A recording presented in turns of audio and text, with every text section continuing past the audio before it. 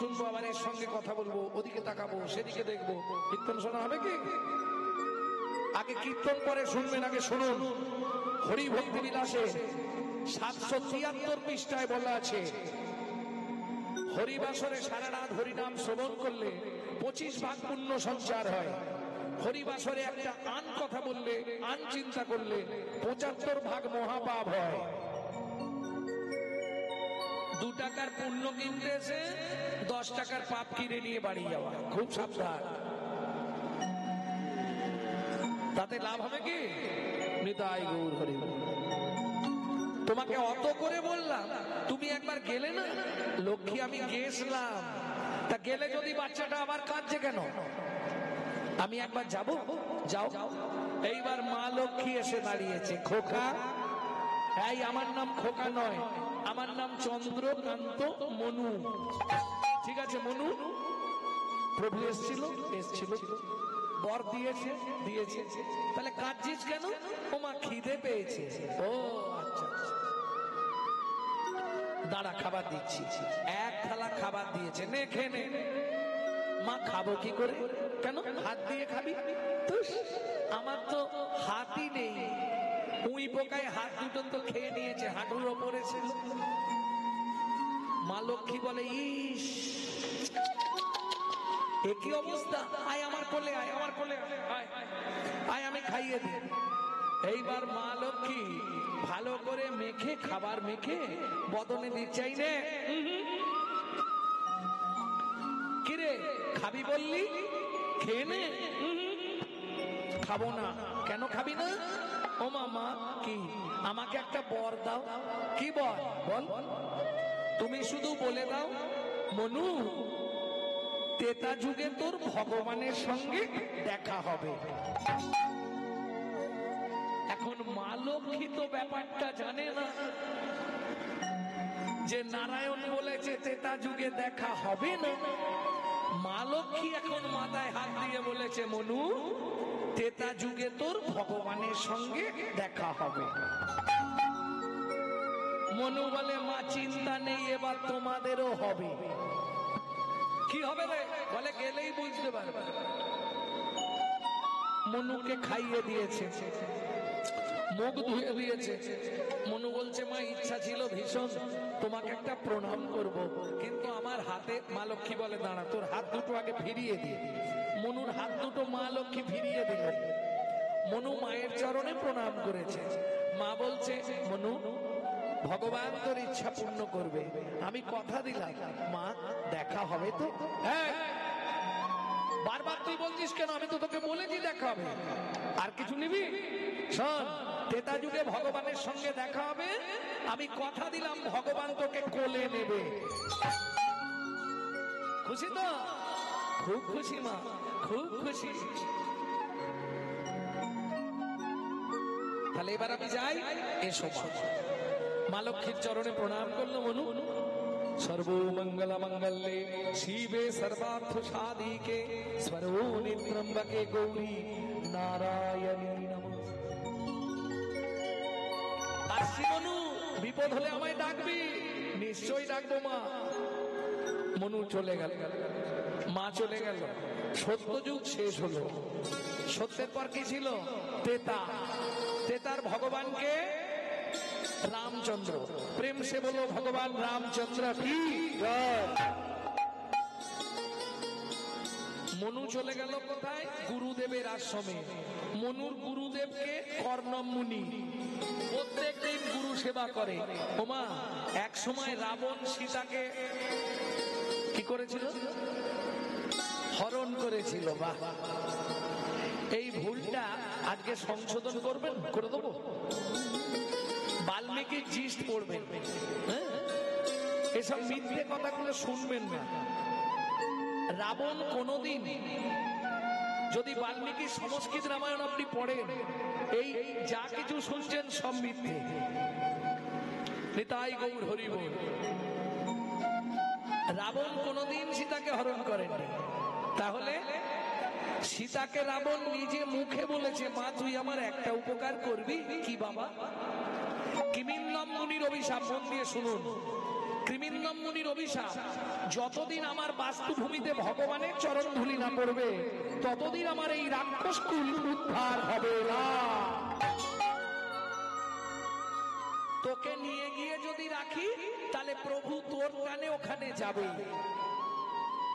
বোঝা গেল? এটা একটা পয়েন্ট।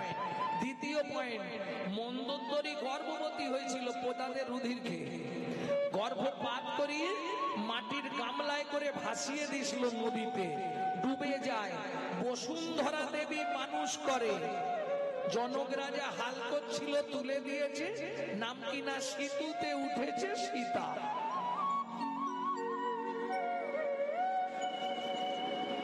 সীতা মানুষ হয়েছিল মা বসুন্ধরা দেবীর কাছে, এটা বুঝতে হবে। যেমন মনসা, মনসার মাকে বাসুকি, মনসা কার মেয়ে?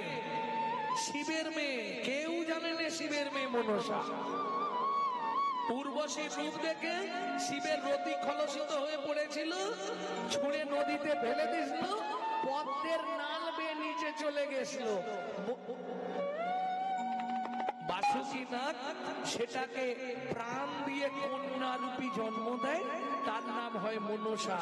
বাসুকি নাগের মানসে সৃষ্টি বলে নাম হলো মনসা। এইবার চলুন ও মায়েরা, যদি মন্দোদরীর গর্ভজাত হয় তাহলে রাবণের কে হবে? মেয়ে। বাবা হয়ে মেয়েকে হরণ করবে কি? তাহলে যুক্তিতে ভুলে এসে যাচ্ছে, নিজেরা বিচার করলেই পেয়ে যাবে।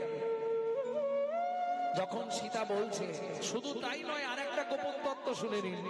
প্রত্যেক দিন রাত্রিতে ইন্দ্র, ইন্দ্রকে চেনেন? দেবতাদের রাজা। ইন্দ্রপুরীতে একটা গাছ ছিল যেটাকে বলা হয় পারিজাত ফুল। এই পারিজাত ফুলের একটা করে মালা দিয়ে যেত, সেই মালা রাবণ সীতার গলায় পরিয়ে নয়নের জল দিয়ে সীতার চরণ ধৌত করত। এর সাক্ষী কে ছিল? বিভীষণের স্ত্রী সরমা দেবী। বিভীষণ যখন বলছে রাবণকে, ছি ছি ছি দাদা, তুমি যে কাজ করলে জীবনেও তুমি আর বাঁচবে না, যে কাজ তুমি করেছো তোমার জন্য মুখ দেখানো দায়। তখন সরমা দেবী বলেছিল, শোনো, তুমি তোমার দাদার বাইরেটা দেখে বিচার করেছো, ভেতরটা এখনো দেখতে পাওনি। তাই ভক্তমন্ডলী, ভক্তিমতী মায়েরা, এইবার চলুন, রাম আর লক্ষণ দু ভাই সীতাকে অন্বেষণ করছে। করতে করতে সরজুর তীরে এসে, খুব কান খুলে শুনুন, ওই নদীর জলে ঢেউ লেগে শিকড় গুলো ধুয়ে গেছে, গাছগুলো দাঁড়িয়ে আছে, শিকড় গুলো জলের ধারে ফাঁকা হয়ে গেছে।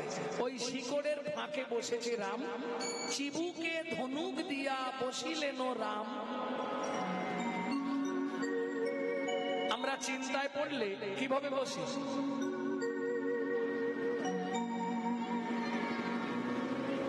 এইভাবে বসিনি?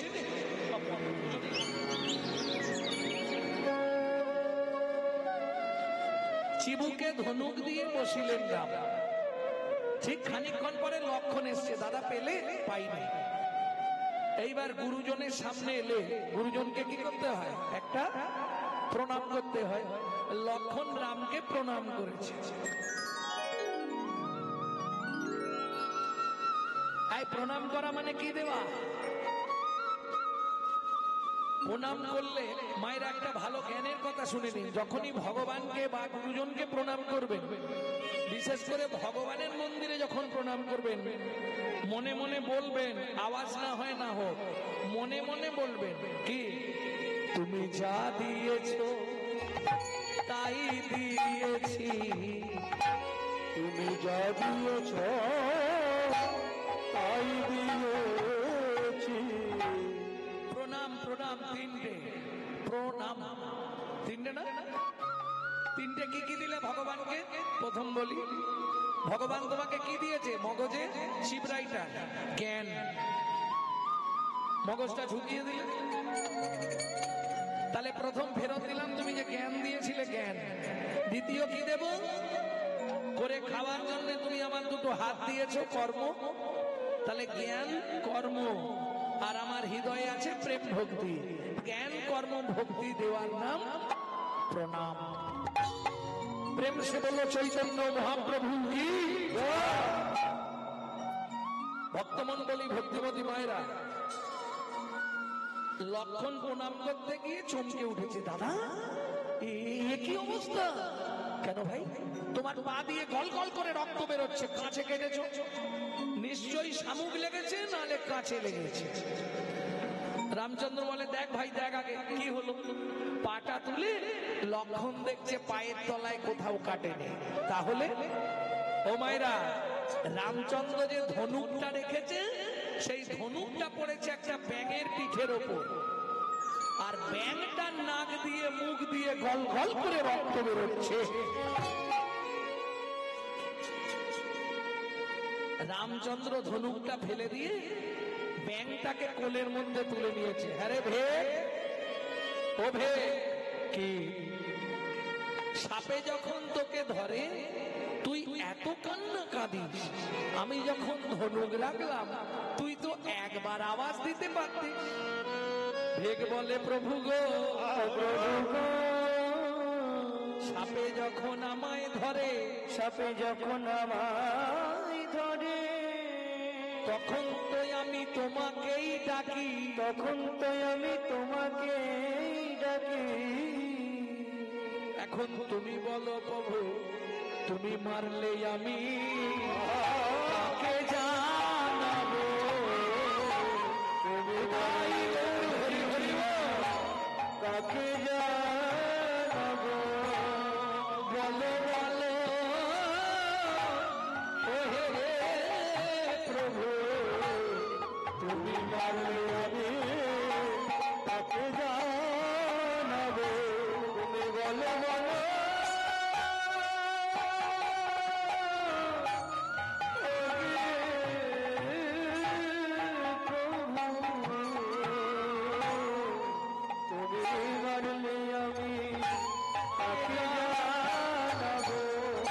রামচন্দ্র বলে, ভেক তুই একবার আওয়াজ দিতে পারতিস। ভেক বলে, ও প্রভু তোমার কথা ঠিক আছে, একবার আওয়াজ দিতে পারতাম, কিন্তু দিইনি। কেন জানো? কেন রে? সেদিনের আশা পূরণ হতো না, সেদিনের আশা পূরণ হতো না, সেদিনের আশা পূরণ হতো না।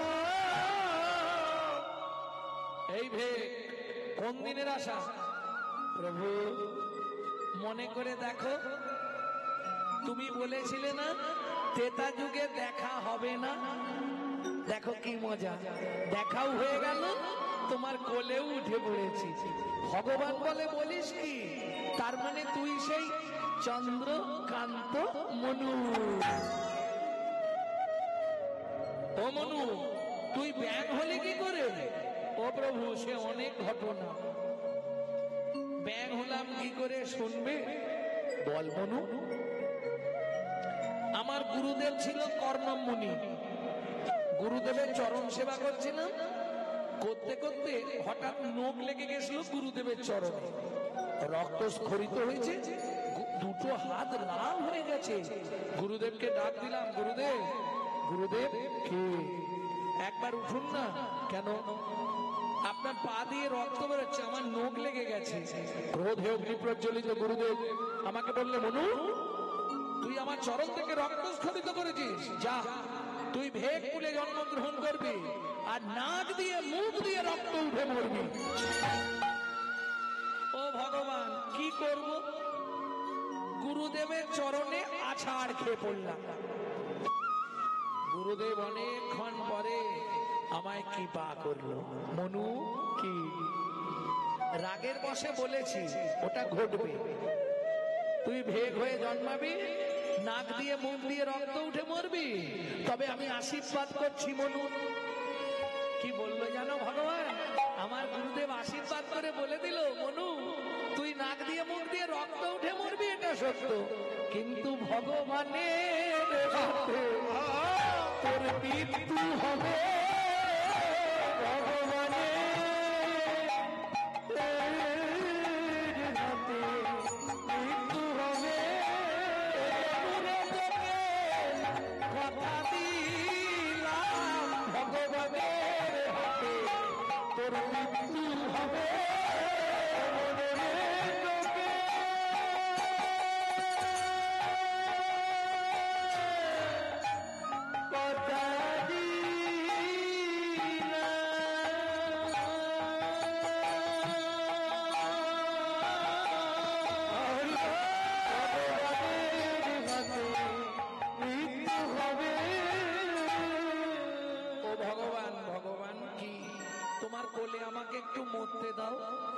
ভগবান বলে দাঁড়া।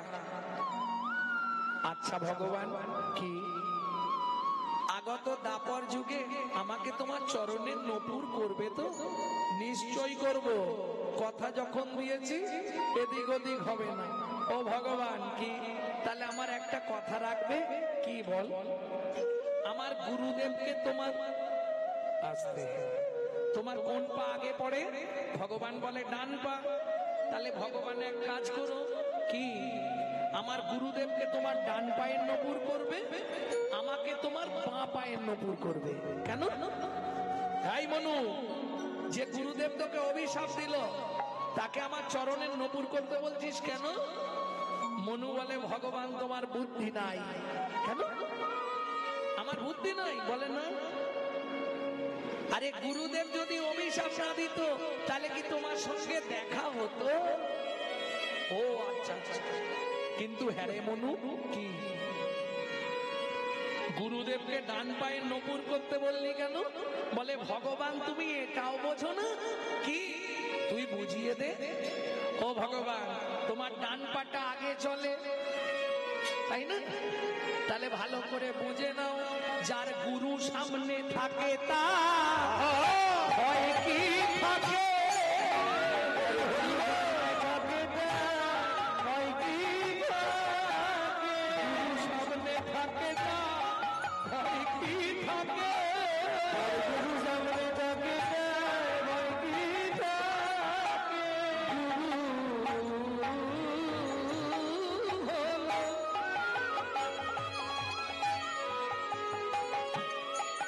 প্রেম কল্প তরু, যার গুরু সামনে থাকে তার ভয় কি থাকে? গুরু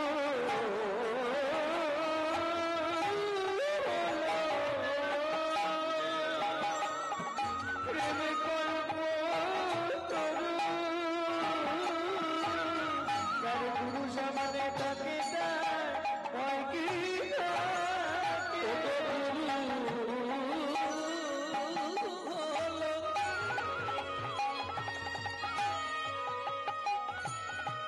প্রেম কল্প তরু, ভাইরে যার কৃপাতে গোবিন্দ মিলে। গুরু হলো প্রেম কল্প তরু, যার কৃপাতে গোবিন্দ মিলে। গুরু হলো প্রেম কল্প তরু, ভাইরে যার কৃপাতে গোবিন্দ মিলে।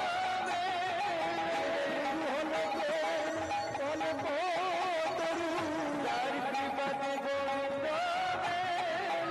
গুরু হলো প্রেম কল্প তরু, তাহার মতো আপন নাই রে। হরি হরি হরি বল। গুরু হলো প্রেম কল্প তরু, যার কৃপাতে গোবিন্দ মিলে। মনু বলে ও ভগবান, কি এবার মুক্তি দাও। দাঁড়া। এই মনু, কি তোকে আমি এই মুহূর্তে মানব দেহ দেব। কেন? কেন মানব দেহ দেবে? যা বলছি তাই শোন, তুই মানুষ হ। ওমা, ভগবান ব্যাংটাকে মানুষ করে দিল। এইবার মনু দাঁড়িয়েছে, ভগবান রামচন্দ্র হঠাৎ গাছে শিকড়ে বসেছিল, নিচে নেমে বসলো। মনু বলে ও ভগবান, আমাকে দাঁড় করিয়ে দিয়ে তুমি নিচে নেমে বসলে কেন? ভগবান বলে মনু, এতক্ষণ তুই যা বলেছিস আমি শুনেছি, এবার আমি যা বলবো তুই শুনবি। বেশ বলো। চুপ করে দাঁড়া।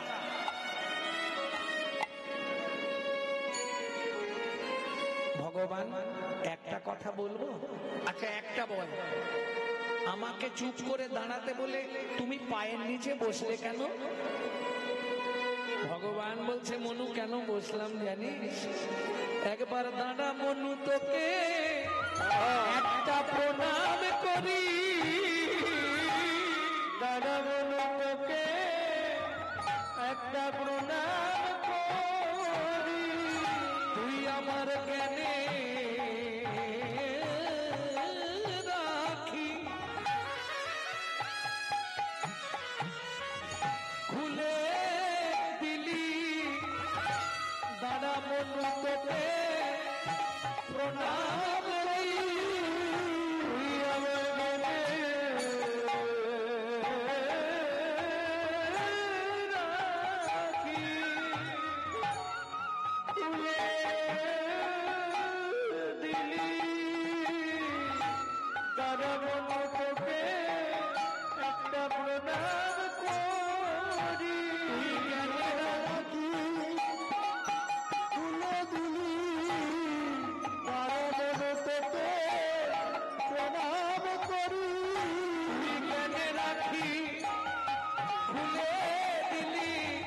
আমায় গুরু তত্ত্ব জানাইলি হরি খুলে দিলি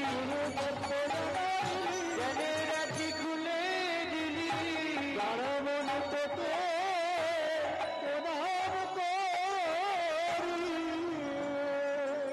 মনু বলো, তোকে শুধু দাপরে নয়, তোকে কলি যুগেও আমি চরণে করে নিয়ে যাব। সত্যি ভগবান? হ্যাঁ, যেদিন আমি 24 বছর বয়সে সন্ন্যাসে যাব, তোকে আমার পিয়ার কাছে দিয়ে যাব।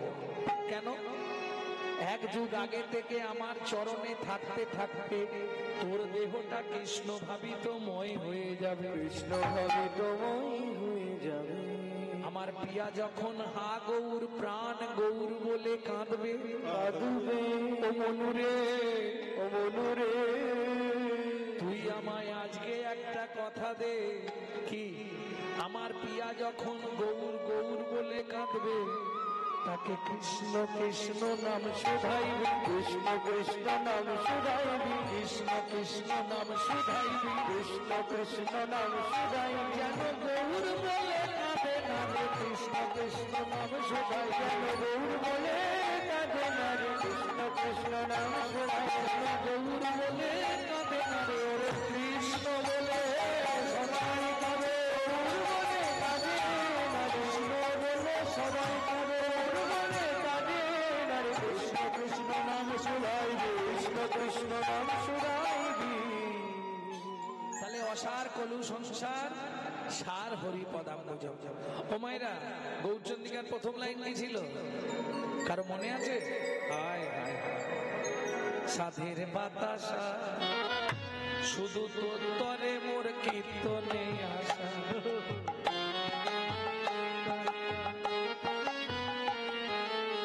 জয় রাধে। এক মুখে কি কহব গোরা চাঁদের লীলা, হামাগুড়ি দিয়া রঙ্গে চলে শচীর বালা। এই যে এবার মায়েরা বলবে, হামাগুড়ি দেওয়ার সময় বাচ্চাদের কোনটা দেখতে ভালো লাগে? সত্যি বলবে।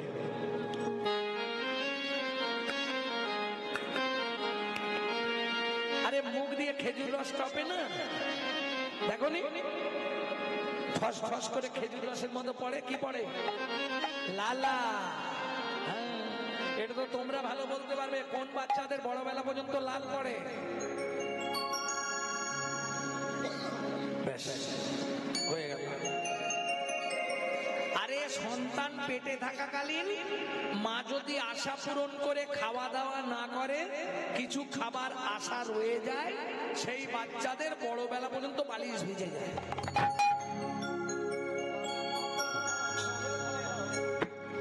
কেমন দেখতে লাগছে? এই যে কোথাও কাপড়ের এক বিন্দু নেই, এক টুকরো কাপড় নেই মহাপ্রভু, আর গাটকা গুটকি ফর্সা চেহারা তো। সচিমা ওই কোমরে বাছুলি, হাতে ধাগা, পদ পায়ে নপুর, সোনার মল, গলায় হাত, কি দেখতে লাগছে যখন হামাগুড়ি দিচ্ছে। বৈষ্ণব কবি কলম লিখছে, কি লিখছে শোনো? লালে মুখ ঝড় ঝড়